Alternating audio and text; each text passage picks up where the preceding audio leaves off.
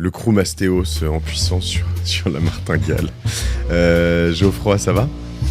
Ça va nickel, Mathieu, merci. Ouais, écoute, je suis ravi. En tout cas, on les fait après des épisodes avec Thierry, avec qui tu bossais, donc chez Mastéos. Toi, tu étais le directeur des opérations Europe, c'est ça ? Exactement, de l'expansion en Europe. Okay. Donc en fait, on a ouvert la Belgique, on a ouvert l'Espagne. Et après, je me suis aussi occupé en 2023 du switch vers le modèle franchisé, Okay. en tout cas mandataire exclusif, qu'on avait opéré pour essayer de flexibiliser le modèle. Intéressant. Pour revenir un tout petit peu sur Mastéos, c'est ce que tu as appris et comment ça s'est planté, parce que c'est intéressant, je pense, les apprentissages que tu as là-dedans, ce que tu vas pas reproduire aussi potentiellement dans ce que tu vas faire, enfin, de ce que tu fais déjà, ce que vous faites déjà avec Terreta, notamment en Espagne. Et comme je viens de le dire, le sujet du jour, c'est l'Espagne. Alors, on fait un focus spécifique sur une ville sur laquelle vous êtes très chaud, mais connaissant la stratégie passée de Mastéos, généralement, une fois qu'une ville a un peu pris, il va falloir s'orienter sur une autre, j'imagine. Vous, aujourd'hui, votre délire chez Terreta, c'est Valence. Exactement. Valencia. Exactement, Valencia, pas le Valence français. Ouais. Mais effectivement, nous, en fait, pour te faire un petit historique, quand on était chez Mastéos, on avait effectivement ouvert Madrid, Barcelone et Valence. Et on avait aussi fait pas mal d'opérations à Séville. Ok, pardon, je précise parce que comme si tout le monde connaissait Mastéos et Thierry Vignal. Pour ceux qui sont nouveaux sur la martingale, Mastéos, c'était ce qu'on appelle c'est un nom pour ce type de boîte ? Un one-stop shop de l'investissement locatif. Voilà, tu pouvais acheter en gros, comme le font d'autres, Bivouac existe toujours, il y avait ImmoCities, il y a immobilierlocatif.fr, il y en a plusieurs. Et donc t'achètes, tu vas vers un intermédiaire, comme ça, tu lui dis, à un moment c'était quasiment ça, hein, tu lui dis je voudrais un appartement un LMNP, comme on dit, location meublée non professionnelle. Trouve-moi le meilleur endroit. Il disait, là, en ce moment, c'est Angers, c'est bien. Tiens, ok, ouais, super, Angers. Tu disais Angers, go. Il t'achetait un appartement à 150 000 €. Il te faisait 30 000 € de travaux. Il te trouvait le financement, etc. À la fin, et il te trouvait les locataires. Et puis, tu signais un chèque de 70 €. Et puis, salut, au revoir, tu prenais tes loyers tous les mois. C'était à peu près ça. C'était à peu près ça. En fait, la proposition de valeur des acteurs comme Mastéos ou Terreta Spain et tous les équivalents, c'est vraiment de packager l'agence immobilière et l'entreprise travaux et décoration d'intérieur. Parce que l'investisseur locatif, très souvent, pour faire un petit peu le profil, ça va être quelqu'un qui a de l'argent mais qui n'a pas de temps et qui a besoin de réduire les 200 heures estimées que nécessite un investissement locatif si je le fais seul et que j'essaie de tout faire tout seul. 200 heures, c'est ce que tu dis ? Ouais, c'est l'estimation qu'on avait faite à l'époque et qui est plutôt correcte, entre le temps passé à réviser toutes les annonces immobilières, faire des visites, ensuite aller coordonner avec les artisans, etc. Donc en fait, l'idée, c'est vraiment de packager et de faire gagner du temps à l'investisseur pour qu'il soit capable d'investir en plus de sa vie de famille, sa vie professionnelle, etc. Surtout que de nouveau, en général, les clients sont des clients qui ont peu de temps. 200 heures, hein, pour ceux à qui ça parle pas, si vous travaillez modérément une quarantaine d'heures par semaine, ça fait 4 x 5, 20, ça fait donc 5... Attends, je dis n'importe quoi, oui, 4 semaines. 200 heures, on peut le faire en termes de week-end sacrifié aussi. Ouais, c'est ça. 200 heures en week-end sacrifié, c'est pendant une année, on passe tous ces week-ends à faire rien d'autre. Ça fait 5 semaines, c'est ce que j'allais dire, 5 semaines à peu près de travail. Donc en week-end, ça fait beaucoup de week-ends. Ça fait beaucoup de temps. En effet, et puis souvent on fait ça, comme tu le dis, quand on est en pleine bourre. Je veux dire, généralement tes investissements locatifs, alors il y a des gens intelligents qui le font bien très jeunes quand ils ont un peu plus de temps, potentiellement un peu d'argent, mais souvent tu le fais quand tu as 30, 35, voire 40 ans. Après 50 ans ou 55, ça t'intéresse plus, c'est trop tard parce que ce sera payé quand tu seras fini. J'exagère un peu, mais pas loin. Donc en fait, tu es vraiment sur une zone où tu pas beaucoup de temps. Donc ça, c'était, on va dire, Mastéos. Ça existe toujours. Ça existe toujours. Et ça a été repris par un acteur historique qui transforme de l'immobilier commercial en immobilier résidentiel en France. Mais vous êtes plusieurs à vous être ramassés à ce moment-là pour une raison qui était quoi ? Les taux principalement Alors, côté sur l'histoire de Mastéos, nous on avait vraiment pour ambition, et ça c'était une ambition partagée en fait des deux fondateurs qui étaient Maxime et Thierry, de créer le leader européen d'investissement locatif. Il y avait vraiment beaucoup d'ambition et ça a été très bien réussi pendant très longtemps. Ce qui s'est passé après, c'est qu'effectivement, la hausse des taux en 2022, à l'été 2022, a été brutale. Et elle est venue perturber un équilibre d'une start-up en hypercroissance, qui est typiquement le genre de boîte qui peuvent être fragiles à un retournement de cycle. Et donc, à l'époque, Mastéos était sur la piste d'avoir 500 employés, d'être vraiment le leader en France de manière quasi incontestée sur ce secteur-là, et de prendre les autres marchés européens. Ce qui s'est passé, c'est que avec la hausse des taux, quelque part, tous les indicateurs clés d'un business normal, comme le taux de conversion, etc., se mettaient à dérailler. Et c'est très compliqué en France, qui est quand même un pays dans lequel il y a une très grosse protection sociale, mais aussi une complexité certaine à réduire la voilure quand c'est nécessaire. Donc ça a été compliqué de faire face à cette vague et de réduire tel qu'il aurait fallu le faire, le staff à l'époque. Ça, c'est pas facile, surtout qu'on espère toujours pouvoir, à l'époque, atteindre les objectifs de top line, nos objectifs de vente mensuelle, parce qu'à l'époque, quand même, Mastéos avait, en juin 2022, fait 250 ventes en un mois.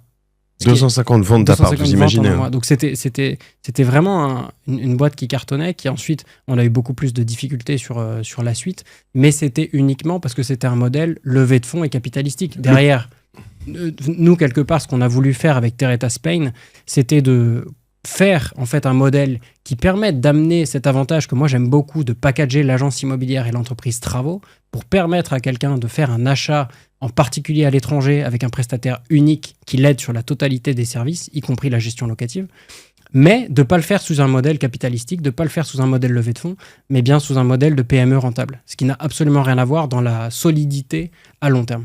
Tout à fait. Est-ce que l'approche, je leur rends hommage parce que c'était pas mal leur truc aussi, toujours intéressant de voir certains underdogs, mais ce qu'est l'approche de Bivouac, d'ailleurs, je sais pas si tu les connais un peu, mais PME rentable, ils n'ont jamais levé, je crois, de mémoire.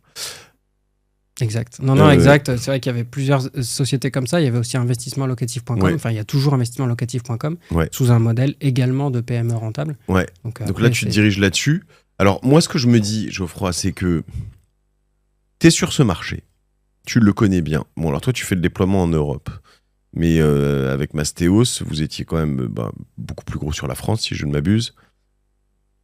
Pourquoi on ne va pas en France ? Le marché français, il est cramé sur l'investissement locatif ? Alors non, je ne dirais pas qu'il est cramé. Moi, je n'aime pas faire de French bashing. Par contre, j'aime bien faire de la comparaison entre les deux, malgré tout. Ouais. Donc moi, je suis français. À titre personnel, j'ai 5 investissements locatifs. En France ? Alors, 2 en France, 3 en Espagne. Okay. Donc maintenant, je suis majoritaire en Espagne. Mais concrètement, je crache pas du tout sur la France et je pense que c'est intéressant d'investir dans les deux pays. En revanche, ce que je dis, c'est que de manière assez claire, il y a des avantages très forts aujourd'hui. À diversifier par rapport à la France, par rapport à plusieurs sujets. J'en prends juste un. Ne serait-ce que diversifier. Avant même que tu prennes le reste, point barre. C'est ça, diversifier. Se dire, voilà, je n'ai pas tout à Angers, à Paris ou en France. Mais j'en ai dans plusieurs pays. Et diversifier, juste un tout petit point là-dessus. Moi, j'ai un ami qui a diversifié. Je vais dire le pays après, mais il avait fait 3 investissements où il avait mis 100 000 euros chaque investissement dans une ville où c'était 15% de renta, mais assez loin quand même, et ça avait l'air un petit peu risqué.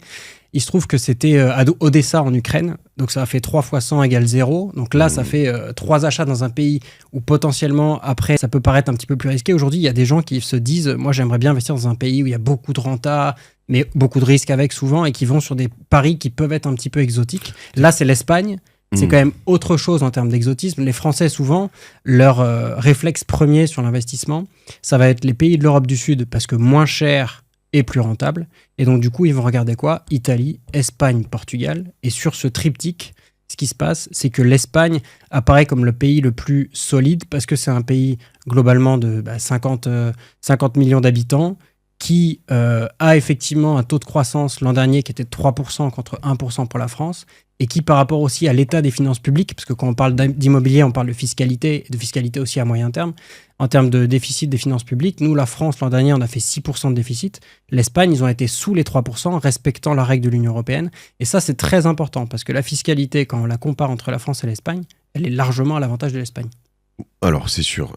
Juste pour refaire un point sur Odessa, ton pote, là, quand il a fait ça, on viendra, mais il a emprunté là-bas. Enfin, qu'est-ce qui se passe ? T'achètes à Odessa. Ouais, alors ces trucs ne valent plus rien. Il paye encore ces trucs à Odessa qui sont peut-être démolis ou. Alors, c'était des achats cash. Ok. Alors, en l'occurrence, pour faire, même si évidemment l'Ukraine, il y a eu différentes réalités économiques, les prix de l'immobilier, les prix de vente en Ukraine ont augmenté l'an dernier. Et sur les 2 années qui viennent de se passer, de quasiment 75%. Ça nous paraît absurde, on se dit il y a une guerre, les prix sont écroulés. En fait, évidemment, le front s'est écroulé, en termes de prix de l'immobilier, etc. Mais l'argent, il faut bien qu'il aille quelque part et les gens, il faut bien qu'ils aillent vivre quelque part. Donc même en période de guerre, quand on parle un petit peu des crises et des risques possibles, il y a quand même des villes qui se tiennent bien. Et il y a un autre effet de la guerre. Alors évidemment, on ne fait pas un podcast sur la guerre, mais je veux dire, quand on prend les prix de l'immobilier en Russie également, l'an dernier, les prix de la location à Moscou ont augmenté de plus de 30%. Et les prix de vente en Russie ont augmenté de 30%. Dicté par quoi ? Dicté par des taux de crédit immobilier qui sont aujourd'hui à 28% en Russie. Ce que je veux dire par là, c'est que dans un contexte économique d'instabilité comme on peut le vivre en 2025 par exemple, avec des potentielles guerres, des potentielles guerres économiques, même pas forcément sans parler de conflits armés, il se trouve qu'on se rend compte que l'immobilier résiste beaucoup mieux qu'on ne pense, sauf évidemment à être sur une ligne de fond. Là, c'est absolument autre chose, c'est un autre cas. Mais la guerre a une tendance, c'est créer de l'inflation. Et quand on crée de l'inflation, finalement, l'immobilier joue son rôle de valeur refuge plus que jamais. Et donc, c'est le cas si on regarde un petit peu les années qui viennent, si on regarde les budgets qui sont déjà actés en Europe sur les États européens et sur la hausse du pourcentage de PIB dédié à l'immobilier, enfin dédié à la guerre, dédié à l'armement, ça va forcément créer de l'inflation aussi. Et donc, ça pousse à quelque part se dire, OK, dans un contexte tel que celui-là, où on voit que la bourse peut dévisser. Par exemple, moi, j'ai pas mal d'amis qui avaient des actions Amazon, pour en donner un, mais on pourrait parler du S&P 500 de manière plus générale, du MSCI World, qui dévisse et qui perd au moment où ça déraille un petit peu, 3% par jour, ou se met à dérailler très vite, ou Amazon qui fait moins 25% en 3 semaines. L'immobilier ne dévisse pas aussi vite. Et l'immobilier a cela que finalement, dans un contexte inflationniste, il y a une chose qui augmente tout autant que le prix des pommes ou le prix du beurre, c'est le prix des loyers. Donc, quelque part, acheter un actif qui va lui-même être nourri quelque part par une inflation, ça a du sens, en tout cas en termes de valeur refuge. Je dis pas qu'il faut faire que l'immobilier. Je reprends ce que tu dis, mais l'inflation fait que finalement, à un moment, si, je sais pas moi, ton salaire, alors tous les prix augmentent de 20%, a priori, plus ou moins, alors pas toujours évidemment, mais à un moment, il y aura un rattrapage où toi-même, tu seras augmenté de 20%. Donc, le prix de ton loyer, il va suivre plus ou moins. Il va dans l'inflation, tout ça. Donc, toi, si tu as emprunté à 100 000 et que tout a augmenté de 20%, ton truc de 100 000, mécaniquement, va valoir 120. Sauf un point, et ça, c'est un autre point de protection pour les gens qui nous écoutent par rapport à l'investissement immobilier. Et là, j'inclus la résidence principale. Sauf un point, c'est que, par exemple, en Ukraine, de nouveau, ils ont montré que dans certaines villes, le taux d'épargne nécessaire au logement, notamment pour les gens qui sont locataires, était monté à 75% parfois. Ce qui est totalement, évidemment, dans le rouge vif. Et donc, ce que ça veut dire, c'est que pour se protéger aussi, avoir de l'immobilier dans lequel potentiellement on va se réfugier, ou en tout cas pouvoir vivre dedans, c'est aussi très protecteur dans des périodes d'hyperinflation. Donc ça aussi, c'est important. Ok, parce que c'est vrai que la question, tu vois, quand je t'entends parler de la Russie, te dire est-ce que du coup c'est un marché vif, porteur, tu vois, cool. Moi, je me dis, non, ça a pris beaucoup.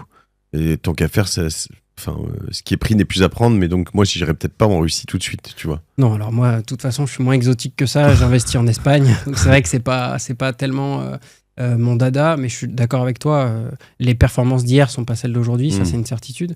Nous, sur le sujet plus diversification européenne et intra-Union européenne, parce qu'on a la chance de faire partie d'un bloc quelque part économique avec des facilités pour investir. Et puis une monnaie stable entre nous tous. Et une monnaie stable entre nous tous, aussi, qui est extrêmement importante. Nous, on accompagne des clients, par exemple, qui viennent du Mexique et qui nous disent, nous, au Mexique, il n'y a pas de guerre là-bas en ce moment, mais 13% de taux d'intérêt. Quand ils viennent investir en Espagne et qu'ils voient qu'en ce moment, en Espagne, il y a entre 2 et 3% de taux d'intérêt, par ailleurs, j'en profite, les taux d'intérêt en Espagne sont 1% inférieurs à la France en ce moment. Ils sont fixes. Auparavant, c'était du variable, quasiment que du variable jusqu'à 2008. 2008, il y a eu une très grosse crise immobilière en Espagne. De 2008 jusqu'à 2015, les prix ont baissé. Et ce qui a changé de manière très forte en Espagne, c'est que les taux fixes ont fait leur apparition vraiment, parce qu'avant, c'était 95% de taux variables. Et aujourd'hui, il y a énormément de taux fixes. On peut toujours emprunter à taux variable, évidemment. On peut emprunter à taux mixte, mais il y a beaucoup de taux fixes quand même, malgré tout. Et aujourd'hui, en taux fixe, en offre, cette semaine, par exemple, on a vu du 1,90 sur 30 ans. Donc, effectivement, il y a quand même des très bons taux, notamment parce que l'Espagne est un pays qui est jugé positivement au niveau bancaire, finalement, sur le niveau de risque. Donc ça, c'est une très bonne chose. L'Espagne, voilà. Moi, avant de venir pleinement sur l'Espagne, est-ce que tu as regardé, ou peut-être si tu as regardé aussi d'autres pays, moi, je voudrais te donner mon avis de non-expert, en tout cas mon intuition, parce que je pense que certains la partagent. En effet, je suis un peu un traumate de l'IMO en Espagne, et pour les plus âgés aguerris d'entre nous, on se souvient des crises IMO, de la, comment on appelle ça, la Costa Brava, les trucs, en fait, ça.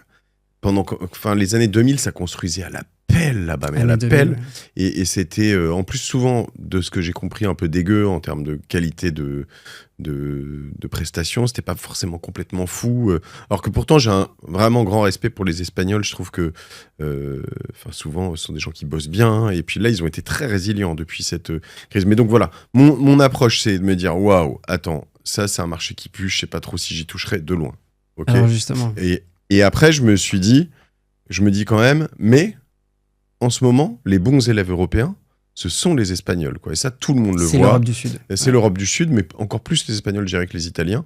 Les Grecs, ils sont revenus, mais la Grèce reste un pays très pauvre, hein, paradoxalement. Ça peut être aussi un endroit d'opportunité, mais comparativement à l'Espagne et l'Italie, la Grèce, c'est vrai. Enfin, je crois que tous les gens qui vont te disent c'est un pays pauvre, quoi. Enfin, beaucoup plus pauvre que les autres pays d'Europe méditerranéenne. Je vais me faire tacler aussi d'avoir dit ça, mais c'est les ressentis que beaucoup de personnes m'ont dit aujourd'hui. Mais tu vois, à un moment, j'aurais regardé peut-être l'Allemagne. Pendant longtemps, j'ai regardé Berlin. T'achetais des trucs du parquet moulure cheminée, du PMC, comme on dit, énorme, des trucs super bien placés, des trucs prime. Il n'y a même pas 10 ans, à 2000 balles du mètre carré, quoi. C'est pas mieux Berlin que Valence ? Il y a des vagues à surfer, je te rejoins complètement là-dessus. Berlin, il y a 10 ans, 12 ans, c'était le bon moment pour investir. Berlin, ça a connu une décennie de flambée des prix. De la même manière, on pourrait dire Lisbonne. Lisbonne, il y a 10 ans, c'était parfait. Le timing était parfait pour investir. Je déteste les Français, parce que des Français sur Lisbonne. Après, c'est clair qu'il y a des problèmes toujours. Simplement, comme tu le dis, je pense qu'il y a des vagues à surfer sur l'investissement, en tout cas, si on est vraiment pur investisseur. Il y a des vagues à surfer. Aujourd'hui, Lisbonne, juste pour info, par la banque UBS, c'est identifié dans les villes les plus à risque de bulles immobilières. Ah oui ? Ouais.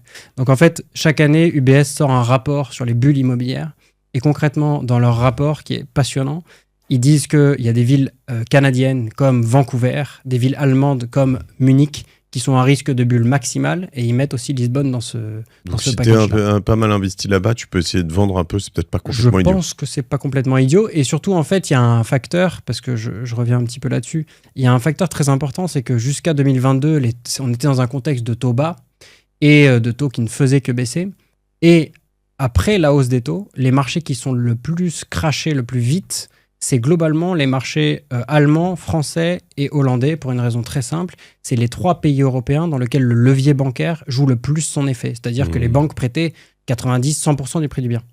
Dans ces marchés-là, de manière mathématique, le facteur limitant à l'achat n'est pas l'apport personnel, mais il est uniquement, et donc les prix du bien suivent cela, les taux d'intérêt. Donc dès que les taux d'intérêt, les prix baissent, de manière quasi systématique. C'est pour ça qu'en France, d'ailleurs, on a vu des villes, comme moi j'ai des appartements à Lyon et Marseille, des villes qui ont baissé de 5 à 10% par an pendant 2 ans. Ça fait du bien à personne, c'est agréable pour personne, mais ça vient de ça, parce qu'on pouvait se permettre en France de faire un investissement locatif avec 0 € d'épargne.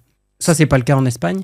Depuis la crise de 2008, et c'est là où je veux en venir, c'est que la crise de 2008 en Espagne et la crise dont tu parlais tout à l'heure, la crise des années 2008 à 2015, c'est une crise de surconstruction de l'an 2000 à 2008, parce qu'effectivement, à ce moment-là, on construisait en Espagne quasiment 800 000 logements par an, alors que la création nette de foyers était de 150-200 000. En gros, on surconstruisait. Sauf que ça, aujourd'hui, on pourrait se dire, est-ce que ça se passe à Dubaï éventuellement ? Mais en Espagne, pas du tout, puisqu'ils ont appris de cette crise-là. Ils ont tellement appris que maintenant, ils font l'erreur inverse, ils sous-construisent. Donc aujourd'hui, en Espagne, il y a une création nette de logements annuels, une création nette de foyers, de 200 000. Et en revanche, la création de logements est en dessous des 100 000. Donc chaque année, ils aggravent un déficit de logement de 100 000. Ouais. Et ils prévoient, ça c'est les rapports bancaires aussi en Espagne, que d'ici 15 ans, il manquera 2,7 millions de logements. Donc en fait, une des raisons d'investir en Espagne aussi, c'est qu'il y a croissance économique, il y a croissance démographique. Croissance économique, c'est le pays d'Europe qui croît le plus. Ouais. Croissance démographique, c'est le pays d'Europe qui croît le plus aussi. Et là, j'en reviendrai à un parallèle avec l'Italie. Pour ceux qui aiment l'Italie comme moi, j'ai fait une partie de mes études à la Bocconi, donc j'adore Milan, j'adore le nord de l'Italie, y compris pour des raisons d'investissement. Italie, tout petit warning, c'est le pays en Europe qui, d'ici 20 ans ou 30 ans, va perdre 10 millions d'habitants. Oui. Et c'est le pays en Europe qui, d'ici 50 à 60 ans, va faire diviser par 2 en démographie.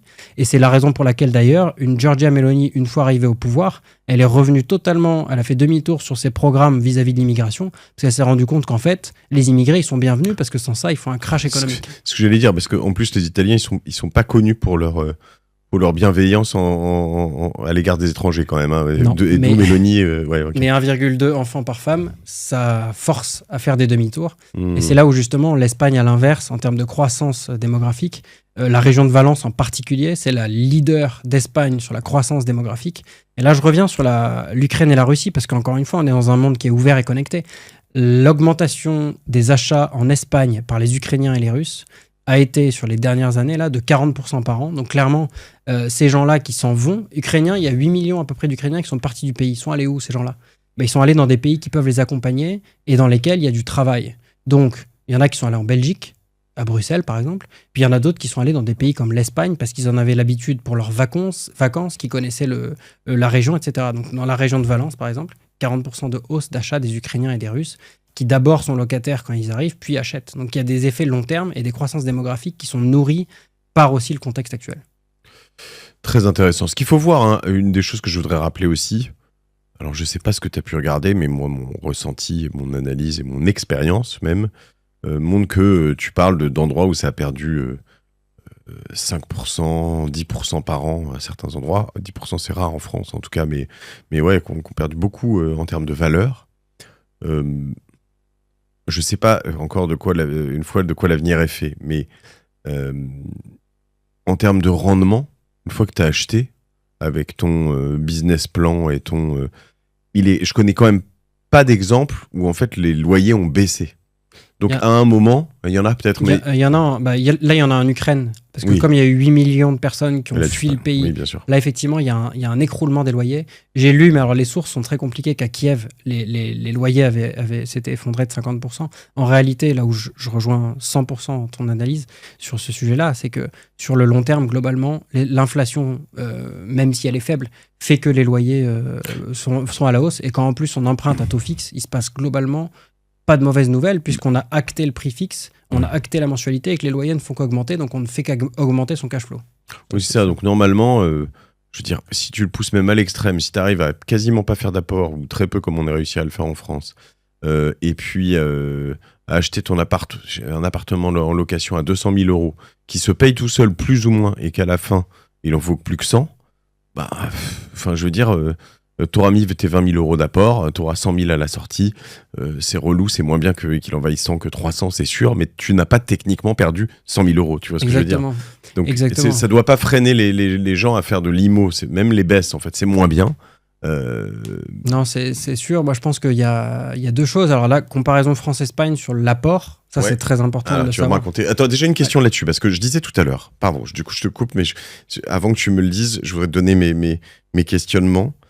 Le fait qu'on soit en Europe, c'est très important parce que moi, je voulais à un moment acheter des bureaux à Tunis. Je trouvais que l'opportunité était extra. Mais il y avait deux questions. Il y avait donc la monnaie.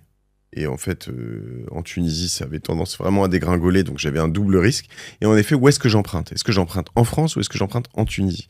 Moi, j'avais envie d'emprunter en euros en France. Je me disais, au moins, c'est stable. Peu importe, à la fin, je sais combien je gagnais en euros. Je sais.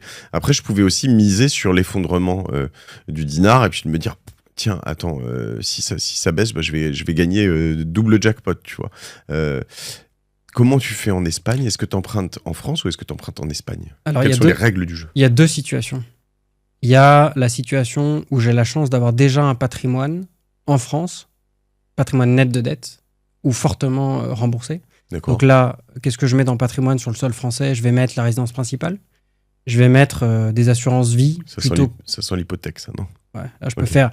garantie hypothécaire ou garantie déplacée ou nantissement, ça peut marcher aussi sur les PER, PEA, assurance vie, sur les produits financiers. Okay. Et là, ma banque, ou alors un courtier en financement expert du sujet, va effectivement mettre une garantie hypothécaire ou un nantissement ou quelque chose comme ça pour pouvoir que je me fasse financer en France pour acheter en Espagne. Je donne un seul exemple.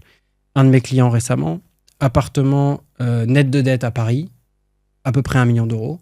La banque prend une garantie hypothécaire sur ce bien qui est déjà net de dette et lui libère en général 70% de ce montant-là, donc 700 000 euros, et lui dit avec cet argent-là, investis où tu veux. En Espagne, super, mais à la limite, au Mozambique, si tu veux, peu importe, la banque, ce qui l'intéresse, c'est le risque. Donc si elle a un bien sur le sol français, elle a garanti son risque. Bon, très bien. Deuxième élément, je n'ai pas cet avantage, je n'ai pas déjà un patrimoine net de dette sur le territoire français. À ce moment-là, je me fais financer en Espagne. Et ça, c'est très simple, pour une raison à peu près compréhensible. En Espagne, il y a de manière historique, chaque année, 20% d'acheteurs étrangers. Les banques seraient folles de ne pas savoir financer les acheteurs étrangers. Donc nous, qu'est-ce qu'on fait aujourd'hui pour nos clients? On a des contacts très spécifiques en Espagne, notamment la seule entité financière d'Espagne qui ne fait que des acheteurs étrangers. Donc forcément, quand je leur envoie une déclaration de revenus française, ils savent la lire, ils font pas une panique parce que c'est pas en espagnol, etc., etc. Donc ça facilite le processus. Maintenant, une banque espagnole ne prête à un résident fiscal français que 70% du prix du bien. Ce que ça veut dire en effet de levier, pour revenir à ce que tu disais tout à l'heure. 30% d'apport. Je dois mettre 30% d'apport, mais je dois aussi mettre les frais de notaire, les frais d'agent immobilier, s'il y a des travaux, etc., etc. T'es à 50% quasiment. Donc on peut rapidement être à 50-50, et c'est pour ça que l'achat en Espagne, nous ce qu'on dit, et c'est une réalité, à moins d'avoir 50 000 euros d'épargne minimum, ne réfléchissez pas à l'Espagne, parce que ça vous demandera trop de cash, c'est pas la peine. Ça va coûter un bras. Ça va coûter un bras. Donc en fait, du coup, qu'est-ce qu'on dit sur l'Espagne? L'Espagne, il faut beaucoup d'apports, ça c'est le moins, mais le positif, il y a forcément du positif. On est sur un marché qui, l'an dernier, a pris entre 5 et 10% de hausse des prix. Donc on est contre-cyclique par rapport à tous les pays de l'Union européenne, en tout cas de l'Union européenne qui investit à crédit comme la France.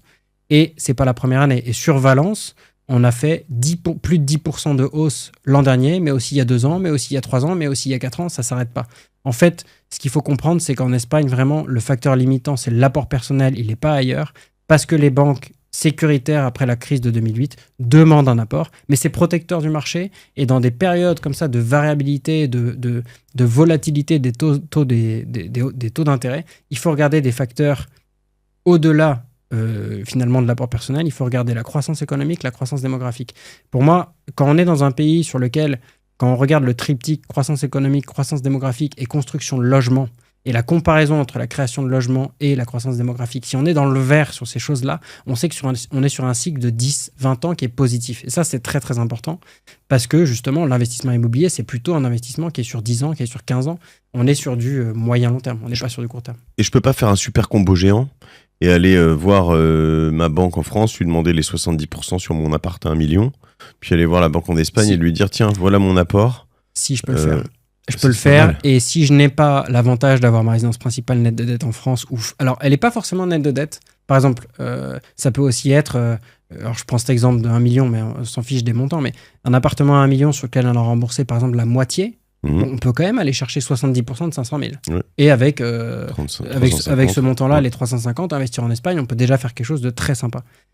On a une autre optique. Si par exemple je suis français, que je veux investir en Espagne, que je n'ai pas tout à fait les 50 000 ou que je n'ai pas tout à fait plutôt les 80 000 si je veux acheter dans une grosse ville d'Espagne comme Valence, parce que ça va plutôt être 70-80 000 à Valence d'apport minimum, je peux aussi faire financement côté espagnol, 70% du prix du bien avec une banque espagnole. Et pour compléter, j'ai tout à fait le droit, si ma capacité d'emprunt me le permet, si mon reste à vivre est bon, etc., de compléter par un petit crédit conso sur 5 à 7 ans que je solde ensuite, qui peut me permettre de financer les travaux, l'ameublement. Et ça, j'ai beaucoup de clients qui le font. Ce n'est pas du tout un conseil financier, évidemment. Et je déconseille à quiconque n'a pas des finances très solides de le faire, parce que le piège de la dette, ce n'est pas du tout un piège dans lequel on va tomber. Mais en revanche, les gens qui, par exemple, ont des bonus annuels ou des choses comme ça, où ils savent très bien qu'ils vont liquider ils vont se permettre de liquider finalement ce crédit conso plus rapidement que possible, c'est très faisable. Et un autre point, on a souvent peur en France, je ne sais pas trop pourquoi, du crédit conso ou des crédits trésor pour investir, parce qu'on se dit que c'est un piège. La réalité financière d'un investissement où on prend 50 000 euros de crédit conso sur 5 ans, et que quand bien même on emprunterait à 5%, c'est que j'emprunte 50 et je rends 60. Finalement, la vraie question, c'est est-ce que ça me coûte plus cher 10 000 euros de coût total du crédit ou de ne pas acheter et d'acheter de 5 ans? Dans 99,99% des cas, la réponse, c'est qu'il vaut mieux prendre le crédit conso. Le crédit conso, là où il faut en avoir peur, c'est quand on fait de la conso. Sauf Oui. si on n'a Pour pas le choix. Ouais, c'est ça. Ouais, c'est pour t'acheter une télé ou un bien qui se dévalorise déjà dès qu'il sort de chez le marchand et puis qui va tendre vers zéro. Autant que possible, hein, évidemment, il y a des gens qui sont dans des situations où ils n'ont pas le choix, mais fuyez, quoi. N'achetez jamais rien en crédit conso, ça c'est vraiment la pire idée. Ok. On a décidé d'aller en Espagne, donc. Pourquoi pas. Tu m'as eu avec l'Espagne, hein, je t'avoue que de loin, quand j'avais vu ton message, je me suis dit ouais, puis pourquoi pas la Lettonie, tu vois, mais on va peut-être revenir un tout petit peu là-dessus, et après on va aller sur Valence, quoi, parce que tu me dis Valence, grande ville, mais moi en fait Valence, je sais pas si c'est plus grand que Besançon, enfin tu vois, la question c'est l'Espagne, c'est bien. Mais bon, il y a plein d'endroits qu'on connaît, Marbella, en effet, Barcelone, Sitges, Madrid, San Sebastian, on peut aller à plein d'endroits, tu vois. Et je me souviens d'un truc, il y a quand même une corde qui vibre très fort dans ma tête, c'est que plusieurs personnes dans l'IMO m'ont dit la première chose à faire, c'est quand même d'acheter dans des endroits que tu connais. Et idéalement près de chez toi, mais ou sinon là où tu as grandi, où sont tes parents, ou je sais pas quoi. Donc voilà, raconte-moi un peu tout ça. Alors, donc déjà, première chose, peut-être ça peut faire écho à justement des gens qui nous écouteraient et qui pensent Barcelone en premier lieu quand on leur dit Espagne. Moi, en 2017, quand j'ai commencé à vouloir acheter en Espagne, j'habitais Lausanne en Suisse et je me suis dit Barcelone. Et après... Quand tu habites à Lausanne en Suisse, t'es payé 7 000 € par mois en plus, donc c'est bien. T'es bien payé en Suisse, t'es très bien payé en Suisse. Mais je regardais l'Espagne, je me disais Barcelone. Et après, parce que je suis un petit peu geek dans l'âme, je comparais les prix d'achat, les prix de loc et les rentas. J'ai vite vu que Barcelone, c'était globalement 4% de renta, alors que Valence, c'était 6-7. Donc, c'était 50% plus rentable. Et donc, en fait, j'ai acheté la première fois à Valence en 2018, mon premier appartement. J'étais jamais allé à Valence. J'avais jamais mis les pieds. J'avais fait appel aussi à un chasseur immobilier. J'avais acheté sans connaître et je suis allé uniquement pour signer l'appartement parce que sur Internet, à l'époque, je m'étais rendu compte que c'est pas Besançon, c'est 1 million d'habitants. Et c'est une ville extraordinaire. C'était quand même l'an dernier la capitale verte de l'Union européenne, élue par la Commission européenne. C'est une ville extrêmement arborée, etc., avec beaucoup plus de parcs que Paris, par exemple. Et c'est une ville qui est le 3e poumon du PIB de l'Espagne. Donc en fait, on sait que Madrid et Barcelone, c'est chacun 20% du PIB espagnol. Ce qu'on sait peut-être moins, c'est que le 3e poumon économique de l'Espagne, c'est Valence. Et pourquoi je ne savais pas, en effet. Pourquoi j'ai pas investi à Madrid ou à Barcelone à l'époque? Madrid ou Barcelone, il faut savoir que c'est 5-6 000 € le mètre carré. Il faut juste comprendre, à titre de comparaison, excuse-moi. Ouais, bien sûr. En France, Paris, on a 10 millions d'habitants en 2010. Ça a baissé, on doit être passé en dessous des 10 millions. Marseille, c'est tout 2010, pardon, je vais juste chercher les chiffres. 1,5 million. Lyon, 1,5 million. Lille, 1 million.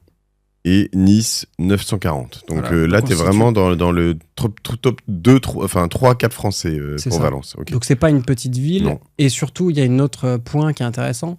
En termes de... Alors, si on veut faire de la colocation étudiante pour dire quelque chose, mais c'est une ville qui est aussi, en termes étudiants, extrêmement puissante et dynamique, puisqu'il y a, sur les 1 million d'habitants, il y a plus de 80 000 étudiants. Donc, on n'est pas très loin. Enfin, on est à 8%, 9% d'étudiants, ce qui est très fort.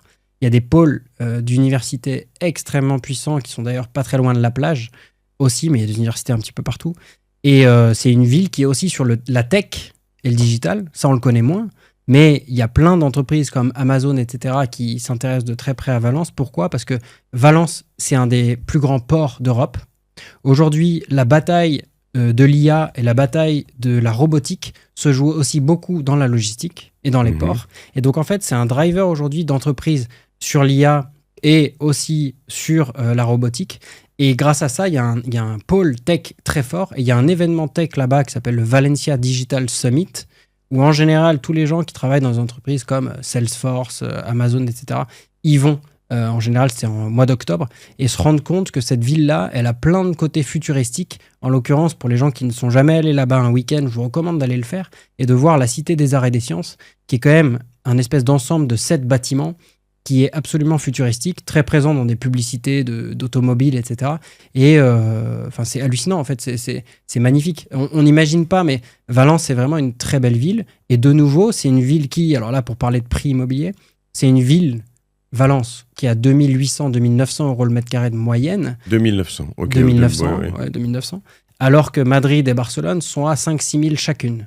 Et là, théorie, mais qui est plus qu'une théorie. Moitié prix, enfin j'exagère, mais pas loin. C'est moitié prix, et en termes de prix de location, ça ne se reflète pas. C'est-à-dire que la rentabilité locative est 50% supérieure à Valence qu'elle ne l'est à Madrid et Barcelone. Ce qui fait d'ailleurs qu'on a énormément de clients, nous, chez Terreta Spain, qui habitent Madrid ou qui habitent Barcelone, parce qu'en fait, s'ils veulent investir à Madrid ou à Barcelone, il faut mettre un ticket de 200, 250, 300, et pour aller faire du 4%, alors que s'ils veulent investir à Valence, ils mettent un ticket entre 150 et 200, et ils vont aller faire du 6-7%. Donc ça n'a rien à voir, ils font travailler leur argent 50% mieux, et ils parient surtout sur une chose, c'est que Madrid et Barcelone l'an dernier, ça a augmenté de 3%, Valence l'an dernier, ça a augmenté de 10%. C'était la même chose il y a 2 ans. Ce que je veux dire, c'est que ça augmente 3 fois plus vite. C'est vrai. Là, je pourrais me dire, en revanche, quand tu me dis, ça fait 4-5 ans, 3-4-5 ans que ça fait 10%, 10%, 10%, je me dis, la valeur est peut-être prise, non? Tu crois pas? Alors, moi, c'est très intéressant, c'est qu'en fait, quels sont les comparables? Madrid et Barcelone, on est d'accord que c'est les 1 et 2. Je dis pas que Valence va aller s'installer à 5-6 000. En revanche, que Valence aille s'installer à 4 000 euros le mètre carré, c'est tout à fait probable et tout à fait possible. C'est le pari que moi, à titre personnel, je fais. C'est pour ça que j'ai acheté 3 appartements là-bas. Et aussi, Valence aujourd'hui est toujours moins cher que Malaga, moins cher que des villes qui, tout à l'heure, on parlait du nord de l'Espagne, Bilbao, etc., San Sebastian. Mais San Sebastian, par exemple, c'est plutôt 6-7 000 euros le mètre carré. Ah oui? C'est pas du tout la même galaxie. Pour moi, c'est tout petit, en revanche, San Sebastian. Oui, mais en fait, il y a beaucoup d'argent, et il se trouve que on va dire les Basques espagnols, là-bas, il y a beaucoup d'argent, et l'argent reste là-bas. On peut dire ça aujourd'hui, je pense, en France, sur la ville de Biarritz aussi. C'est une ville qui est devenue assez chère en prix au mètre carré. Ce qu'il faut savoir par rapport à Valence et par rapport justement à cette dynamique, Malaga, pour donner l'exemple de Malaga, on aide aussi des clients à acheter à Malaga, on aide des clients à acheter à Madrid, donc il n'y a pas de problématique à le faire et problématique à aller aider nos clients à acheter ailleurs. Mais Malaga, par exemple, cette semaine même, on est en train de faire un achat à Malaga, et c'est un appartement, une seule chambre, qui est à plus de 200 000 euros.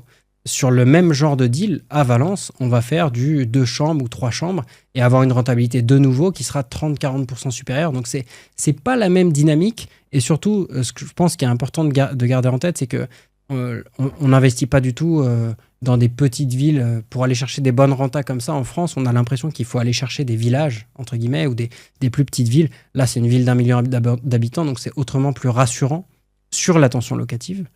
À l'inverse, une seule chose, on peut aussi investir pour moins cher. Il y a une ville dans laquelle nous, on travaille beaucoup qui s'appelle Gandia. Gandia, pour le coup, personne ne connaît. En tout cas, les Français ne connaissent pas du tout. C'est 80 000 habitants. 80 000 habitants, c'est peut-être la taille... Alors, je dis peut-être des bêtises, si tu connais les nombres d'habitants, ça m'intéresse, mais je pense que Tours, Poitiers, Orléans, les villes comme ça doit être à peu près autour des 80 000. Peut-être que je me trompe un petit peu. Je dirais que Tours, c'est plus grand quand même. Tours, c'est plus grand. Tours, je vois... 370, pas Tours, alors. Non. Je sais plus. Je dirais, regardez, Châteauroux, c'est 40 000, mais Poitiers, je dirais plus grand aussi. Quand même, peut-être. Poitiers, habitants. Je sais plus laquelle j'avais regardé. 89 000, t'as raison. Voilà. Poitiers. Donc, une ville qui nous semble pas du tout. Qui nous semble assez costaud en ville moyenne française. Gandia, c'est 80 000 habitants. Et pour le coup, on achète encore aujourd'hui à 1200, 1300 euros le mètre carré. Et nous, en général, on arrive même à faire acheter plutôt aux alentours des 900 ou 1000 euros le mètre carré. Et là, il y a une vraie réflexion. Gandia, c'est la ville qui a été élue 3 années de suite la ville la plus rentable d'Espagne. Et là, on fait des coûts total projets pour nos clients qui sont à 120 000, 130 000, et qui sont sur des projets où typiquement nos acheteurs viennent soit sans avoir recours au financement, soit en ayant recours au financement, mais de manière assez safe, parce que c'est un montant, un coût total projet qui les rassure. Alors, moi j'essaie de, même si les performances ou voir justement mes performances passées ne présagent pas de l'avenir, c'est vrai que, tu vois, moi j'ai grandi en Normandie, à Cherbourg. Il n'y a jamais eu de prise de valeur de t'acheter en 2007 avant que ça explose partout, 10 ans plus tard, 15 ans plus tard, le truc qui coûtait limite moins cher que tu l'avais payé. Enfin, alors tu l'avais payé et puis les rendements ils sont pas mauvais, c'est quand même vrai. Hein. C'est un peu comme les actions, il faut voir les dividendes et la prise de valeur. Là, les dividendes ne sont pas mauvais. Mais là, si je vais par exemple, donc Gandia, juste pour dire 80 000, Valencia, 824 000 en 825 000 en 2024. Ouais, 800, c'est que la ville intramuros. Okay. Après, en vrai, c'est plutôt 2,5 millions si on élargit un tout petit peu. Alicante, 360 000. Malaga, 600 000. San Sebastian, j'avais quelque chose comme est-ce que je l'avais? Malaga, non. San Sebastian. Je l'avais ici. 400 métropolitaine. Alors, c'est 187 000 dans la ville et 450 000 dans la métropole. Donc voilà, pour vous donner des idées de taille. Il n'y a pas des endroits quand même où tu as du prime, quoi. Je veux dire, en France, il y a Paris. J'allais dire, il y a le reste du monde, mais c'est pas vrai. Il y a Paris. Il y a eu, en effet, Lille, Bordeaux, Marseille, je sais pas où on en est, tu pourras me dire d'ailleurs, et quelques belles villes. J'ai parlé d'Angers plusieurs fois parce qu'on en a beaucoup parlé ici, mais quelques belles villes comme ça. Et puis après, il y a le reste du monde où c'est flat, en fait, où il se passe rien, sauf cas exceptionnel parce que t'es en bord de plage à Biarritz ou à Saint-Tropez. Mais voilà, tu vois. En prime, en fait, ce qu'il faut avoir en tête, c'est que typiquement, dans toutes les grosses villes d'Espagne, de nouveau, c'est ce que tu disais tout à l'heure sur la dynamique des pays européens et les pays qui peuvent être vus comme des pays pauvres ou pas. L'Espagne, c'est un pays dans lequel, globalement, comme je disais, Madrid, c'est une ville qui a 5-6 000 de moyenne, mais il y a des quartiers dans l'hypercentre de Madrid qui sont tout aussi chers que Paris et qui sont sur 10, 15 000 et même 20 000 euros le mètre carré. Nous, on a, sur Madrid, par exemple, on avait fait quand même pas mal d'opérations, et même à Valence, si on regarde Valence aussi dans le secteur, pour les appartements prime, etc., quand bien même la ville est à 2009 de moyenne, il y a les appartements les moins chers ou les quartiers les moins chers dans lesquels on peut encore arriver à faire du 1500 euros le mètre carré dans les meilleurs deals. Mais en revanche, dans l'hypercentre de Valence, par exemple dans les beaux quartiers de Valence, etc., on peut être sur du 6, 7, 8 et même toucher les 10 000 euros dans certains sous-quartiers. Par exemple, à Valence, ça va être Roussafa, qui est un quartier avec des très beaux bâtiments, etc., qui va être aux alentours des 6 000 euros le mètre carré, 5-6 000 euros. Et puis un quartier comme Gran Via, qui va être encore un petit peu plus patrimonial, etc., qui va monter justement à 8 000 euros sur les beaux appartements. Donc même dans des villes comme ça, on arrive sur de l'immobilier prime. Et ce qu'il faut avoir en tête, c'est que l'hypercentre de ces villes-là, c'est un petit peu comme l'hypercentre de Paris aussi. C'est-à-dire que c'est un endroit dans lequel il ne peut pas y avoir de construction d'immobilier neuf. Et donc, en fait, dans une ville qui, en plus, a de la croissance démographique, il peut que se passer une chose dans ces endroits-là, c'est que les prix montent. C'est pour ça que Paris est très protégé dans les crises actuelles. Alors, certes, il y a quand même eu des chutes sur l'an dernier ou il y a 2 ans, etc. Mais c'est des villes qui sont protégées parce que c'est pas Dubaï, quoi. Il y a pas de surconstruction à droite à gauche, pas du tout. On est très très loin de là. Et en France comme en Espagne, et c'est la crise du logement actuel sur les loyers, on a un problème de politique publique et de construction de logements neufs qui fait que finalement, les prix des loyers et les prix de vente ne s'écroulent pas parce qu'on construit pas assez aussi. Donc les règles, je parlais de PMC, la parquet moulure cheminée tout à l'heure, les règles sont un peu les mêmes là-bas. C'est-à-dire que tu as, si j'ai bien compris quand même, hypercentre, proche de la gare si tu peux. Alors ça dépend parce qu'il y a des gares qui craignent un peu dans certains endroits, certains pays, certaines, même à Paris, en fonction des gares, c'est pas la même chose, mais pas trop loin en tout cas. Et après, tu vas avoir les villes qui sont accessibles, des grandes métropoles. Je sais pas, est-ce que c'est pareil à 1 heure de Madrid ou de Barcelone, les Poitiers, les machins, ou quoi, enfin, espagnols ou pas tant? Alors, il y a par exemple, pour parler de Madrid, et aussi... On devrait revenir sur les 2 points distincts que j'ai fait d'ailleurs. On reste là-dessus, mais après je reviendrai sur quel est ton truc idéal à Valence, pardon. Okay. Par exemple, Madrid, il y a une spécificité, c'est que les prix ne décroissent pas si vite que ça quand on s'éloigne de la ville. Les prix restent très élevés, même en s'éloignant en périphérie. Pour faire un investissement locatif très rentable dans la région de Madrid, pour dire quelque chose, nous, on avait beaucoup travaillé à un moment donné, Talavera de la Reina, qui parle à personne, qui est une ville à plus d'1 heure de Madrid, mais où littéralement c'est une petite ville, plus loin, rentable, etc. En réalité, ce que les Espagnols aiment faire, ou ce que les Français qui habitent à Madrid et Barcelone aiment faire, c'est plutôt viser une ville qui a quand même une taille critique suffisante, et donc aller chercher pour eux justement les Valence, Malaga, Séville, etc. C'est plus rassurant. De la même manière que pour un Parisien peut-être, c'est plus rassurant d'investir à Lille ou à Marseille que d'aller nécessairement investir à Besançon ou à Sochaux. Il y a un vrai sujet comme ça, c'est on a quand même envie d'investir dans des villes qui ont le meilleur équilibre rendement patrimonial. Donc ça existe de la même manière en Espagne, c'est une réalité. Et puis après, tu me disais... Moi, le trauma que j'ai eu, je t'explique pour le centre et tout ça, j'en ai parlé plusieurs fois ici, mais le premier investissement locatif que j'avais fait, c'est quelqu'un qui me l'avait proposé, un conseiller en gestion de patrimoine. C'était un Robien à l'époque, donc tu sais, les prêts, maintenant, après, c'était les Pinel, tout ce que tu veux. Et en fait, il avait essayé de me vendre un premier étage à Bron, Elle me disait Lyon, c'est super dynamique. Bon, Lyon, super. Bron, je savais pas trop où c'était. C'était à l'époque, je sais pas où c'en est, mais c'était pas vraiment la zone très prime de Lyon, si j'ai bien compris. Ouais. Et c'était premier étage. Puis quand tu regardes les plans, c'était vue mur, quoi. Tu vois, mais littéralement mur à 1,50 m, quoi. Quand j'ai vu le truc, après, j'étais à 2 doigts de signer. Hein. Je lui dis, mais c'est quand même un peu dégueu. Il me dit, non, mais t'inquiète pas, c'est un investissement financier, etc., etc. J'avais eu le nez creux, malgré mon inexpérience à ce moment-là. Je me suis dit, putain, les investissements financiers, mais il y a quand même des gens qui vont vivre dedans. Moi, pour pas un monde où je vis dans un truc comme ça, tu vois. Et donc, voilà. Ce que je veux dire, c'est que est-ce que tu as des choses à pas faire pour ceux qui nous écoutent, qui veulent pas passer chez toi, qui veulent se débrouiller tout seul? Bien sûr. Quel est le truc qu'on cherche tous, quoi? Moi, je pense que déjà, la première chose, c'est que mon meilleur conseil, vraiment là, sur ce point-là, c'est n'investissez pas ou n'achetez pas avec une société qui n'est pas elle-même impliquée dans ce qu'elle fait, c'est-à-dire j'investirai jamais avec un CGP ou agent immobilier ou chasseur immobilier qui lui-même n'est pas investisseur immobilier, parce que moi, ça me met mal à l'aise. Et c'est la raison pour laquelle nous, par exemple, dans notre équipe, on a uniquement des gens qui sont serial investisseurs à titre personnel, parce que du coup, ils comprennent, ils sont sur un plan d'égalité et une empathie réelle avec le client, parce qu'ils savent ce que c'est investir, ils savent ce que c'est une infiltration, ils savent ce que c'est un conflit avec le voisinage, ils savent ce que c'est ce qu'on appelle en Espagne des derramas, c'est-à-dire des travaux non prévus, rénovation de façade ou des choses comme ça, et donc ils comprennent les pour et les contre d'investissement. Ils savent que tu vas te garder les meilleurs, en revanche, quoi. Alors non, parce que en fait, je peux pas acheter tous les appartements que je vois. Sinon, j'en aurais pas 5, j'en aurais 500. Tu ferais que ça, en fait. Je ferais que ça. Ton patrimoine tout seul. Je ferais que ça et que de l'achat. Mais non, mais c'est vrai que c'est très important. La deuxième chose, c'est, je pense vraiment, le meilleur conseil, c'est d'avoir un bon prestataire, de trouver quelqu'un en qui on a confiance. Parce que si on a confiance dans la personne avec qui on travaille, et au-delà de l'entreprise, moi, une chose qui m'a fait très peur en France, à la période justement de la bulle des sociétés d'investissement locatif,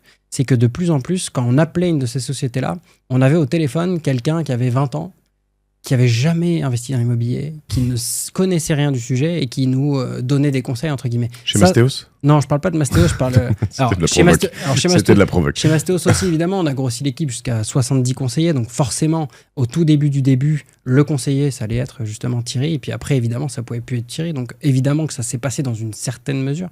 Mais en tout cas, moi, ça c'est un vrai sujet, c'est faites attention à qui est votre interlocuteur, est-ce que oui ou non, c'est quelqu'un qui fait ce qu'il dit, ou c'est juste un YouTuber. Donc ça c'est un vrai conseil, parce qu'il y a énormément de YouTubers immobiliers aujourd'hui, et en général, c'est pas les meilleurs. Calme-toi sur les YouTubers, ils sont pas tous mauvais. Non, je sais.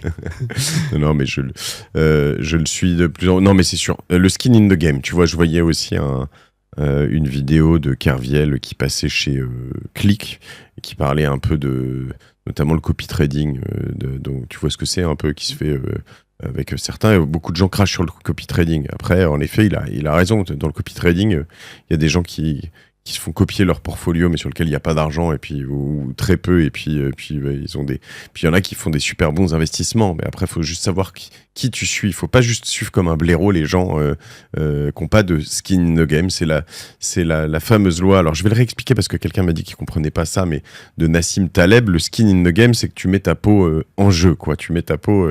Donc ça veut dire quoi? Ça veut dire que t'es impliqué. Moi, quand je crée, je sais pas moi, OVNI, notre fonds d'investissement, l'année dernière, on lève 50 millions. Moi, je mets quand même quelques centaines de milliers d'euros dedans. Donc, si jamais on investit mal, je perds de l'argent, comme tous ceux qui investissent avec moi.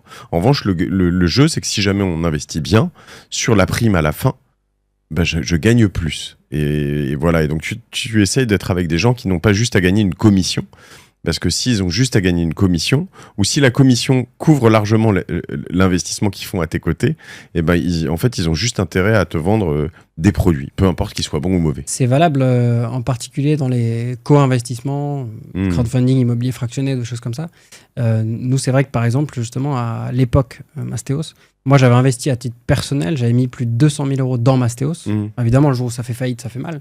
Mais en tout cas, j'étais vraiment investi pour que la société fonctionne. Et je pense que c'est important d'avoir une implication comme ça des gens avec qui on travaille. Mais voilà, mais le jour où ça fait faillite, ça fait mal. T'as perdu 200 000 euros et ça fait mal. J'en suis désolé pour toi, vraiment.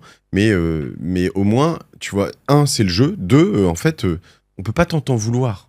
Je veux dire, à un moment, Tu à sais moins que que tu les aies défends le récupérés. bateau. Ouais, tu sais que, enfin, Non, j'ai rien récupéré. t'as rien évidemment. récupéré. Mais on a Je joué, fais tu vois, on a joué, on a perdu. Et voilà, vous venez, et ce serait trop beau si quelqu'un vous dit, on va jouer, on va toujours gagner, fuyez, quoi. C'est l'autre sujet.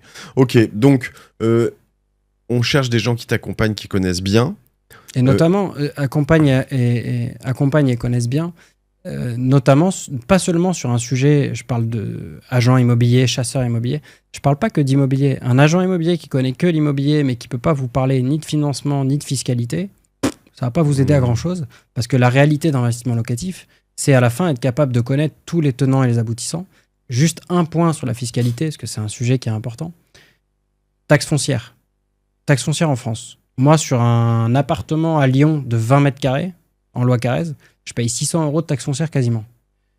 Sur un appartement à Valencia de 90 mètres carrés, je paye 150 € de taxe foncière annuelle. On n'est pas du tout sur les mêmes taxes foncières, ça c'est un premier élément. Alors certes, tu pourrais me mettre en opposition, et c'est une réalité, que dans ces cas-là, pourtant c'est Lyon-Centre, hein, c'est Lyon, place des terreaux, enfin je veux dire pas place des terreaux, mais en tout cas tout près de l'Opéra.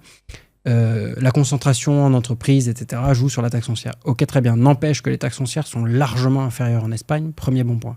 Deuxième bon point, fiscalité des revenus locatifs.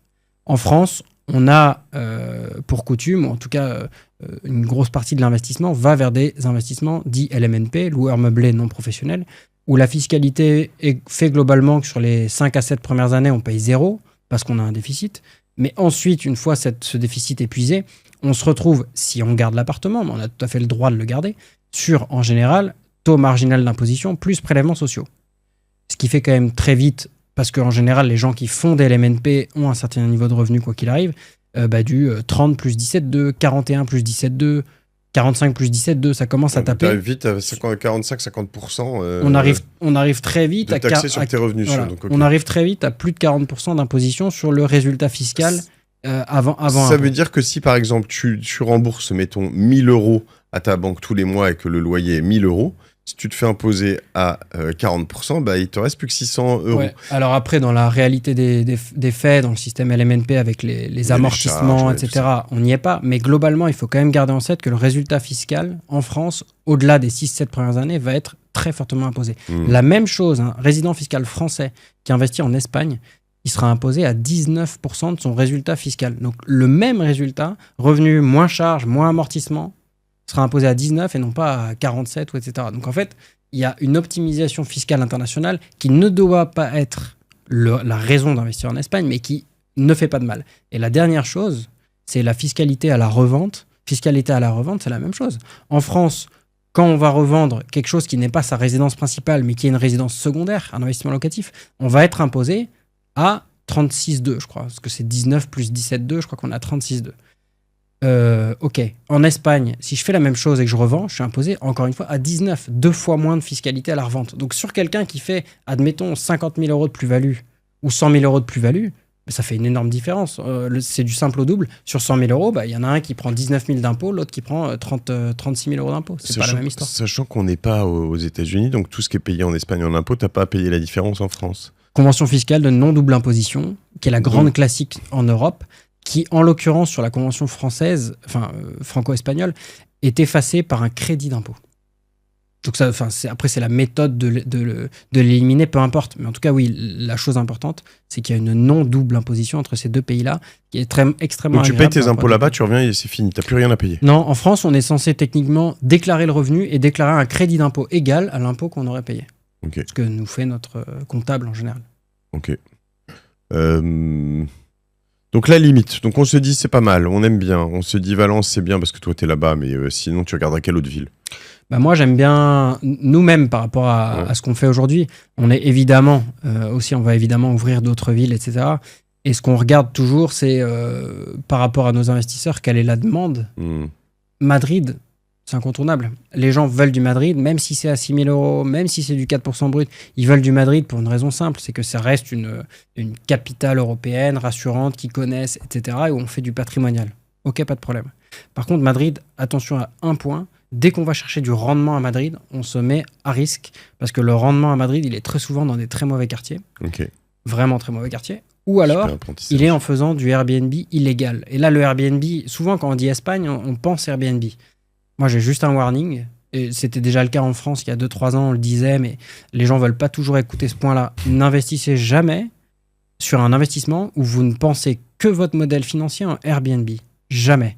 Parce que, je prends un seul exemple, déjà, la tendance actuelle vis-à-vis de la crise de logement en France et en Espagne, Confirme, elle est pas complètement. elle est pas positive. Ouais. Et Barcelone a fait quelque chose d'assez fort. À Barcelone, il faut savoir que politiquement parlant, en Espagne, c'est très à gauche. C'est plutôt très à gauche.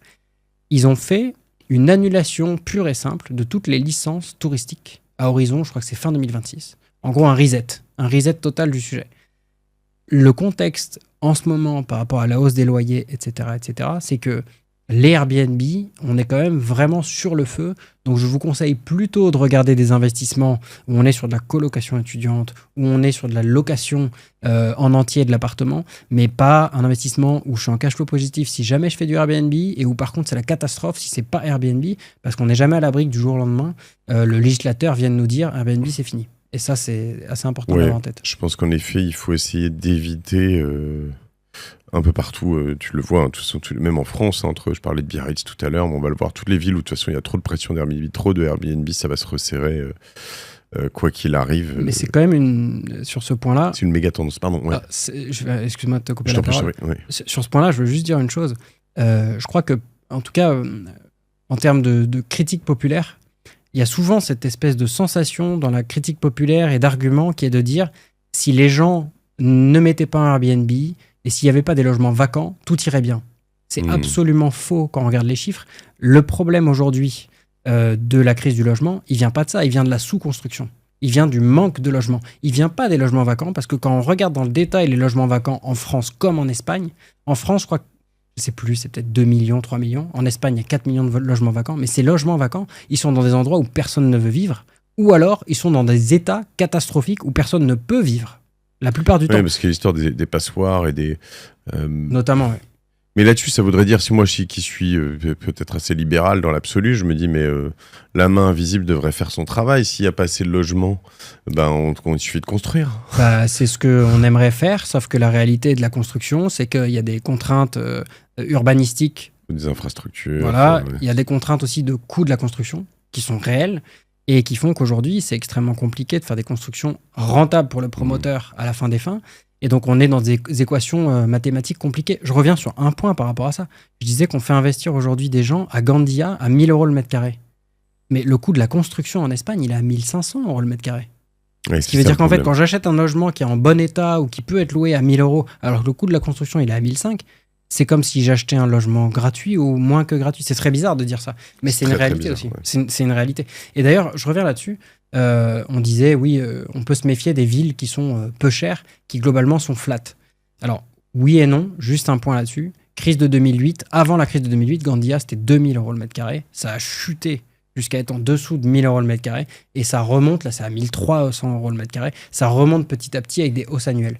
Parce que, typiquement, c'est le genre de ville très impactée quand il y a des crises économique forte et une explosion du chômage, parce qu'une ville de 80 000 habitants comme Gandia, qui est à 1 heure au sud de Valence, est typiquement une ville dans laquelle il peut y avoir beaucoup de personnes qui travaillent dans la construction. Et la crise de 2008 a été une crise immobilière où le chômage a explosé. Donc typiquement, c'était une ville qui a beaucoup descendu à ce moment-là à cause de ça. Pour autant, on peut dire qu'il y a une belle vague, entre guillemets, à surfer entre maintenant et 5 ou 10 ans. Et moi, c'est ce que je pense sur Gandia, par exemple. Et après, pour finir... on n'a pas des... je sais pas, t'as pas des énormes coups de cœur, des pépites, des machins, des endroits où tu peux dire... Toutes les plages et tout là-bas, tous les trucs sympas, ça a été vraiment bétonné pendant les années 2000, 90, 2000. Non, il y a des endroits où je sais pas, il y a des futures stations ou des endroits où tu te dis, waouh, j'irais bien. D'ailleurs, je pourrais même m'y installer plus tard, ou tu vois. Moi, je pense que sur ce point-là, c'est vrai que l'Espagne a fait, dans les années 2000, des catastrophes. Par exemple, Benidorm, pour moi, c'est une catastrophe. C'est des tours de 50 étages où il n'y a que des retraités allemands. Enfin, c'est vraiment, je ne veux pas y toucher. En revanche, effectivement, les villes sympathiques en bord de mer, sur du vrai résidence secondaire, etc. Majorque, c'est connu pour être une île allemande. Parce que en termes de pourcentage, les acheteurs allemands sont omniprésents sur les pourcentages de transactions. Mais de manière plus globale, en fait, il y a très... C'est plutôt bon signe, une île allemande. C'est pas mal en termes de qualité. Ouais. C'est plutôt il y a plutôt de l'argent et de la belle qualité de construction. Mais par exemple, des villes dans la région de Valence aussi, comme Dénia, Jabea, etc. Il y a plein de villes qui sont très jolies, mais qui sont pas du tout pas chères. Je veux dire, ces villes-là, c'est des villes de résidence secondaire, c'est des villes de retraités. Donc forcément, c'est toujours pareil. C'est des villes qui, je crois qu'on parlait tout à l'heure de Saint-Tropez ou de villes françaises balnéaires de renommée mondiale ou internationale ou européenne. C'est des villes qui en général sont jamais pas chères. Donc trouver vraiment un bon plan en disant telle ville en bord de mer, elle est pas chère. Non. Par contre, trouver un bon plan pour des raisons économiques ou etc., ça oui. Par exemple, nous on fait là sur les derniers mois, on a fait plusieurs transactions à Sagunto. Sagunto, c'est pareil, c'est une ville qui est pas très connue, qui fait aussi 70 000 habitants à peu près, qui a 1 heure au nord de Valence. Et moi, que j'aime bien à titre personnel, parce que c'est une ville dans laquelle il y a beaucoup d'investissements. Alors d'abord, c'est une ville historique, où il y a un théâtre romain, un château romain, etc. Donc il y a des vestiges. C'est une ville qui a été le siège, qui a fait l'objet du siège de Hannibal avant la Deuxième Guerre punique. Donc c'est une vraie ville historique, entre guillemets, mais qui aussi, aujourd'hui, est revitalisé par des projets d'investissement très importants de Mercadona, qui est le carrefour espagnol, mais aussi de, par exemple, Volkswagen, avec des constructions de gigafactories de batteries électriques. Alors certes, les batteries électriques et les voitures électriques ne vont pas très bien en ce moment, mais par contre, les batteries électriques en tant que telles, oui. J'en parlais justement avec quelqu'un de Tesla qui me disait que les batteries électriques pour les voitures, ok, mais en fait, les batteries électriques, il y a plein d'autres utilisations. Et donc, sur une ville de 70 000 habitants, ils sont en train de créer 40 000 emplois. Quand on a ce genre de facteurs qui se passent, la maire de Sagunto elle-même, en français c'est Sagonte d'ailleurs, a appelé à l'aide en disant « Attention, 40 000 emplois de plus, ville de 70 000, soit vous faites des investissements locatifs de la construction de logements, soit on est mort parce qu'il n'y a pas assez de logements en l'état pour accueillir ces gens-là. » Donc il y a des choses sur ce genre d'investissement qui peuvent être sympas. Alors, par contre, front de mer, pas cher, à 100 000 euros, ça existe pas trop. Quels sont les risques ? Les risques, pour moi, ils sont essentiellement sur le système social. Système social, protection sociale. Parce que si on regarde la crise de 2008, aux États-Unis, les prix de l'immobilier, alors les prix de la bourse, évidemment, enfin la bourse et l'immobilier se sont écroulés. Ça a fait moins 40% quasiment, l'immobilier comme la bourse aux États-Unis, de 2008 à 2010-2011. Ça a vraiment, vraiment connu une très forte baisse. Pourquoi ? Parce que système libéral, chômage pas très généreux, etc., etc. France, la crise de 2008, ça a fait une baisse, certes, mais je veux dire, les gens n'en pleurent pas encore aujourd'hui. Ouais. Pourquoi ? Parce que les gens, globalement, quand ils étaient au chômage du jour au lendemain, ils se retrouvaient avec, je sais plus ce que c'est les règles françaises, mais 70 ou 80% de leur salaire. 70 à l'époque, je pense. 70, ils survivaient, avec ça. Oui, en fait, ça a été moins un choc, mais ça a été plus long. Ça amortit. On n'est pas ressorti, on a mis longtemps à en ressortir. C'est toujours pareil. On descend très vite, on remonte plus vite, ou alors on descend plus lentement, mais on met plus de temps à s'en remettre. Il se trouve qu'en Espagne, le système de chômage et la protection sociale en cas de chômage est nettement inférieur. Donc en fait, on n'est pas sur 70% du salaire, pas du tout. On est sur, je sais pas, moi j'ai en tête un exemple récent, quelqu'un qui gagnait 60 000 euros, qui se fait licencier et qui se retrouve à avoir un chômage de 1008 par mois.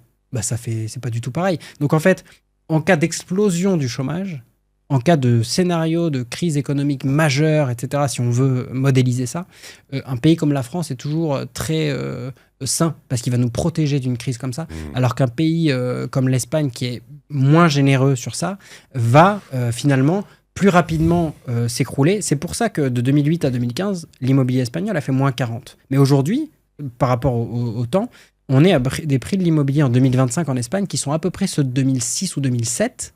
2006 ou 2007, à Paris, si je dis pas de bêtises, on était sur 6 000 euros le mètre carré. Donc pour donner une petite optique et surfer les vagues au bon moment, moi je crois que cette crise aussi, elle est protectrice aujourd'hui de la prise de valeur à venir du marché espagnol. Sachant que, encore une fois, en Espagne, si je prends un point de vue macro, en 2007-2008, ils vivaient en mode cigale.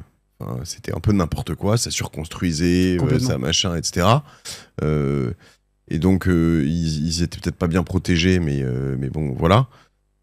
Aujourd'hui, ceux qui vivent en cigale, c'est pas les Espagnols, si tu compares avec les Français, à mon sens. À mon avis, si tu vois ce que tu dis là, ça tient, mais jusqu'au jour où le château de cartes s'effondre, en l'occurrence. Je ne le souhaite pas pour la France. Mais c'est lié à un point dont on parlait tout à l'heure. Ouais. On parlait du déficit public. Bien sûr. 6% l'an dernier en France, 3% en Espagne. Il y a aussi, sur le long terme, il y a une option de dire quel pays va bien de manière fondamentale et quel pays ne va pas bien. D'où l'intérêt de ne pas mettre tes œufs dans le même panier. C'est ça. Ok, combien tu prends toi quand je t'achète un appartement? Je vais acheter un appartement à Valence, 200 000 euros, une bombe, tu me sors un PMC proche d'un métro, parquet moulure cheminée, il est beau, pour une famille, je le kiffe, j'y habiterai, peut-être même il est sur une belle place et je me dis je pourrais même y vivre, l'avoir quand je l'aurais payé, je l'achète sur combien de temps?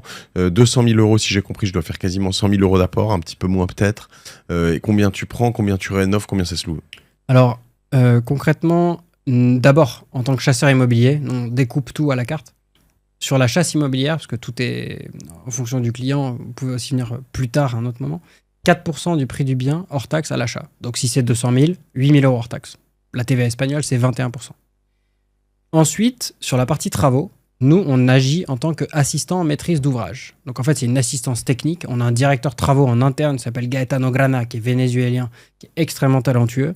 Et en fait, nos honoraires là-dessus, ça va être 15% du devis, des travaux. 15% des travaux. Donc, si jamais il y a 10 000 euros de travaux, ça sera 1 500 euros. Ensuite, il y a la partie décoration. Sur la partie décoration, il y a plusieurs formules, donc je ne vais pas les détailler, mais on a des décorateurs d'intérieur avec qui on travaille. Et on a aussi, pour les clients qui veulent ça, un espèce de pack IKEA+. On permet de faire ça de manière économique, en particulier pour un investissement locatif. Et ensuite, il y a la gestion locative, où sur la gestion locative, pareil, il y a plein de modalités différentes, donc je ne vais pas ennuyer les gens. Par contre, sur ce que tu disais, si j'achète un appartement à 200 000, combien je peux espérer? Aujourd'hui, un appartement que j'achète 200 000 à Valence, je vais à peu près le louer aux alentours de entre 1 200 et 1 400 euros. Ok. Voilà. Donc en fait, il y a un rendement brut moyen à Valence qui est de 6-7%. Ok. Et en revanche, ensuite, ce sur quoi on parie, c'est de se dire, d'un côté, je prends mes 6-7% bruts annuels. Évidemment, en fonction des options que je choisis, etc., mon rendement net après impôt sera inférieur, mais il vaut mieux partir de 6 ou 7 que de 4, comme je le serai à Madrid. Et ensuite, en plus de ça, je vais prendre une hausse des prix chaque année entre 5 et 10%, que nous, en tant qu'investisseurs, on table sur les 5 à 10 prochaines années. Si ça prend 10% par an, ça veut dire que d'ici 5 ans, on est à 4 000 euros le mètre carré. Si ça prend que 5% par an, ça mettra 10 ans. Mais globalement, les mathématiques, elles sont là. Et donc, si je rajoute 5 à 6 ou 7, je suis au-delà des 10% de rendement global annualisé. Si jamais je prends 10, évidemment, ça devient incroyable. Mais globalement, ce que je veux dire par rapport à ça, c'est que la perspective, c'est un investissement qui a un mix de patrimonial, rendement et aussi de prise de valeur. Et c'est pour ça que nous, on aime bien cette ville-là. Et pour autant, de nouveau, on aide nos clients à acheter partout en Espagne. On n'est pas que Valence. Et de tête, plus ou moins, si je te pose des questions pour répondre, j'ai fait 100 000 euros d'apport. Il me reste 100 000 pour acheter, 100 000 tout compris. Je vais payer combien de remboursement, donc sur les 100 000 qui restent 100 000, je vais les prendre sur un crédit bancaire, typiquement horizon 20 ans ou 25 ans, on va dire 20 ans pour être sécuritaire. 100 000 euros sur 20 ans, ça fait 550, soit 600 euros par mois. Ok, donc c'est en fait, largement couvert par mes loyers. C'est ça. On va dire que chaque mois, je vais prendre 1200 pour être sécuritaire et je vais avoir une mensualité qui sera à 600 euros. Ok, cash flow positif intermédiaire de 600 euros. Ensuite, prise de valeur de 5 à 10%. Et simplement, quand je prends ma revente, je récupère tous mes petits. Donc en fait, c'est un moyen pour quelqu'un qui a déjà de l'argent, pour être clair, de placer de l'argent de manière sécuritaire dans un marché qui va vers le haut. Extra, super intéressant. Écoute, ça donne envie comme ça. Je pourrais faire une remarque sur le fait que si t'es commissionné sur les travaux, t'as pas forcément intérêt à baisser le prix des travaux. Je sais aussi que... Charge de travail va avec. Je sais aussi que là-dessus, souvent, la force que vous avez dans ce genre de boîte, ce qui a été le cas de Mastéos, il y a eu toujours ses limites. Moi, avec Immocities aussi, à un moment, sur mon co-living, j'ai fait des choses ici, mais comme ils sont plantés aussi derrière, ça coûte un peu, j'ai pas toutes les garanties que je voulais, etc. Mais vous avez quand même l'habitude de faire des travaux un peu standardisés. C'est haut de gamme, mais standardisé, donc c'est pas mal. Notre directeur de travaux, juste pour info, et mon associé Antoine Évêque. Mon associé Antoine Évêque, c'est un Français qui a fait l'ESTP et l'ENSAM, donc École supérieure des travaux publics et École nationale supérieure des arts et métiers, qui est donc un ingénieur de l'immobilier, un ingénieur de la construction. Ensemble, à Madrid, ils construisaient des immeubles de 30 à 120 logements de luxe. En termes de qualité. Et avant, il était chez Icade et Emerige en France, qui sont parmi les bons promoteurs immobiliers français en termes de qualité. Donc en fait, en termes de suivi sur les travaux et d'accompagnement, on est très très loin d'être des clowns. Geoffroy Reiser, donc Terreta Spain, je mettrai le lien. C'est quoi ta martingale à toi, Geoffroy? T'as un petit péché mignon d'investissement en dehors de l'IMO ou de l'IMO en Espagne? Alors, moi, donc d'abord, sur l'IMO en martingale, moi, c'est la colocation étudiante. En Espagne, en France, je suis sur des Airbnb, mais en Espagne, je suis sur des colocs étudiantes avec une spécificité luxe et uniquement des locataires qui sont des locataires étrangers. En fait, je suis complètement hors marché pour les prix espagnols et je me mets vraiment sur les locataires qui, au final, sont que des Suisses, des Suédois, des Danois, que ça, et que à Valence. Tu fais co-living ou colocation? Non, colocation. Donc, là, aujourd'hui, j'ai une salle de bain ou deux salles de bain pour... Alors, j'ai un 4 chambres de salle de bain, 4 chambres de salle de bain et 3 chambres, une salle de bain. Donc, ça fait 11 chambres. Et moi, le prix moyen de la chambre, il est à 700 €, alors que le marché, il est plutôt à 500. Donc, je suis beaucoup plus cher. J'ai pas les mêmes profils de locataires. Mais en fait... mais ils te le rendent, tu ne sais pas louer 2 mois l'été ou enfin... moi, en l'occurrence, ça a été loué depuis 2018 le premier, 2021 le deuxième et 2023 le dernier. J'ai eu 0 mois de vide. Aussi parce que quand il y a un trou, en fait, je me permets de le mettre sur Airbnb avec un minimum 20 nuits, ce qui est légal là-bas. C'est déjà plus du Airbnb en termes de normative. C'est de moyenne durée, Et donc, du coup, ça me permet de faire un taux de remplissage à 100%. Moi, c'est ma martingale perso sur l'IMO. Et ensuite, bourse... moi, je suis plutôt couch potato investing sur la bourse, S&P 500, tranquille. T'as pris cher récemment. Voilà, mais c'est pas grave. C'est pas grave, on voit le long terme. C'est le long terme. Qu'est-ce que tu fais aux gens qui viennent de la part de la martingale pour Terreta Spain? Qu'est-ce que tu peux leur offrir ou... Si, on va faire un truc sympa. On va enlever 500 € à nos honoraires. Donc à l'achat, donc il y aura 4% hors taxe et on enlèvera 500 €. Et pour ça, il suffit de nous dire que vous venez de la martingale, pas plus, pas moins. D'ailleurs, quand vous allez sur le site Terreta Spain, tout simplement, vous pouvez dire comment vous nous connaissez, vous écrivez la martingale. Et quand bien même, dans le premier call avec vous, on vous demandera comment vous nous connaissez, donc on ne ratera pas l'information. Très bien. Je rappelle que je touche 0 là-dessus. C'est pas un deal, c'est plus pour vous que je négocie ça. Si Geoffroy vous a convaincu, vous pouvez le suivre sur LinkedIn, Geoffroy-Reiser, R-E-I-S-E-R, sur Insta, un peu partout. J'imagine que vous avez des comptes sociaux. On mettra tout ça dans l'épisode. Et puis rejoignez-nous aussi sur le Discord de la Martingale. Écoutez nos amis sur Allo la Martingale. On va peut-être changer la date, mais en direct, c'est vraiment très très cool. Beaucoup d'entre vous aimez ce nouveau format. Donc on y va. Merci Geoffroy, c'était très, très intéressant. Qui l'eût cru? L'Espagne, tu m'as presque chauffé. C'est l'apport quand même qui est limitant. Qui est limitant. Mais on y réfléchit, Merci. Merci Mathieu. À plus. Salut tout le monde. À plus. À la semaine prochaine sur la Martingale. Bisous.